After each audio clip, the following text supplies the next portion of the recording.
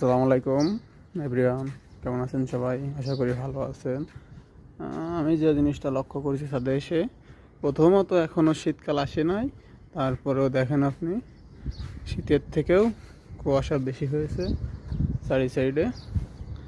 শীতকালে যেমন কুয়াশা হয় এখনও তেমন কুয়াশা হয়েছে চারি সাইড দিয়ে।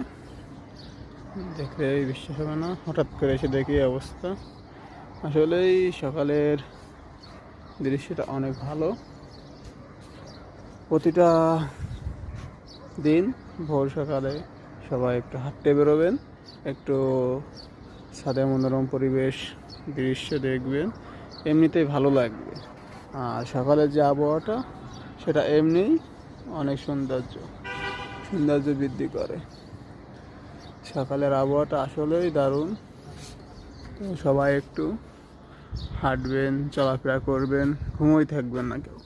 সকালে ঘুম থেকে উঠে একটু হাঁটাহাঁটি করুন, দেখবেন এতে শরীর স্বাস্থ্য সব কিছুই ভালো থাকবে এবং দিনটা অনেক ভালো যাবে। শরীরের সকালের যে আবহাওয়াটা এটা নিজের শরীরে শ্যুট করে অনেক এবং নিজেকে অনেক ভালো রাখে। আশা করি সবাই কথাগুলো মনোযোগ দিয়ে শুনবেন এবং দেখেন কী সুন্দর পরিবেশ।